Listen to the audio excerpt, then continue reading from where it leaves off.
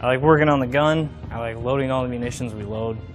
When we go TDY anywhere, to Davis-Monthan or anything like that, we load everything we can get our hands on. And it's entertaining. It's hard work, it keeps me busy, but it's fun. Always a welcome sight to U.S. and Allied forces on the ground. This is the A-10 Thunderbolt II, better known to its legions of fans as the Warthog. While it can be equipped with a wide variety of today's most sophisticated weaponry, the Warthog is, and always will be, known for one rather distinct feature. This is the gun. Officially known as the GAU-8 Avenger, the gun is the primary weapon system upon which the entire airframe of the A-10 was built. It is essentially a flying cannon providing 30 millimeters worth of American air power. So this is obviously the business end of the 30 millimeter.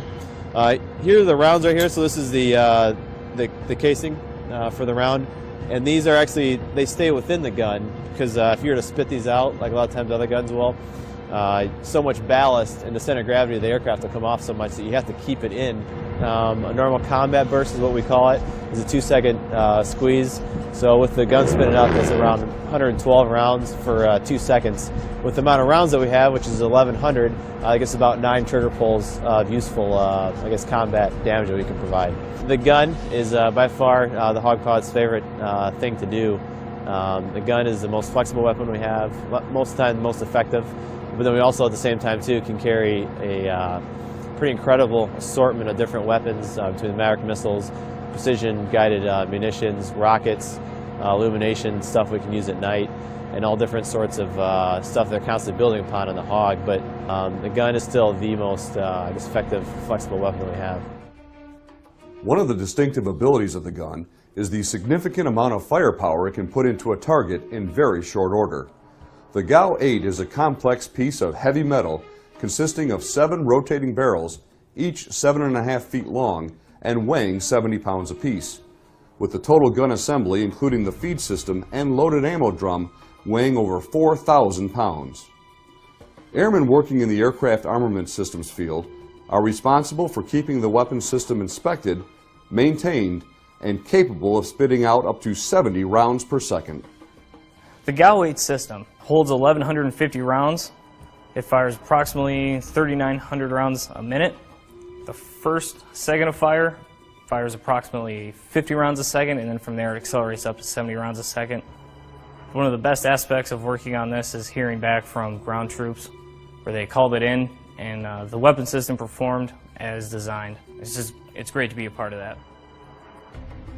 This is the ammunition loading adapter that we use on the 30 millimeter gun on the A-10. 视频前的你，如果在男性持久力、勃起硬度等方面不满意，现在就加郭老师微信358-163-379，让郭老师帮助你持久坚挺，延时20到40分钟，补肾壮阳，延时助勃，增强夫妻性生活，28天彻底告别快男软男，做回自信的自己。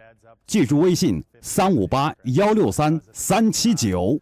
We can upload bullets and download bullets, and this times directly to the gun system. Everybody needs to be communicating, needs to be talking to each other, because it is a machine with a belt that continuously goes through. You know, things can get caught in the belt, and we all need to be pretty much eyes on the round so that we know if there's a bad round, it doesn't make it sway back into the A-10. We put the cans up on the rails here and then process it to make sure that all the rounds are still okay. We also get rid of any brass that was fired, as well as make sure that there's no holes in our belt, which goes per can. There's 575 rounds a can, and one gun load is 1,150 rounds. One of the training advantages available to A-10s and other aircraft in the Great Lakes region is the proximity of the Grayling Air Gunnery Range in northern Michigan. A-10 pilots from the 107th Fighter Squadron at Selfridge Air National Guard Base are just a 30-minute flight to the range at Grayling, where pilots face realistic and dynamic training scenarios. There, pilots are able to train with joint terminal attack controllers, placing bombs and bullets right on target. It's an awesome target set that we can go up there and play on. They're constantly changing it around as to what their customers' needs are. It prepares you very well because you can go up there, practice it, you know, kind of training around it, and really when you start to fly over in Afghanistan, start to do the stuff that you're practicing, training for up there, you're like, oh yeah, I remember doing this up at Grayling a lot of times. For Warthog pilots, maintainers, and their fellow airmen, ensuring this firepower is available when and where needed is at the core of their duty to their state and nation.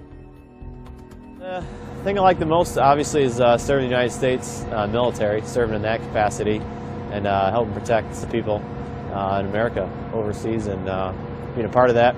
Our biggest thing that we do as hog pilots, helping out the troops on the ground and you know, providing that aero coverage that they could need at any time.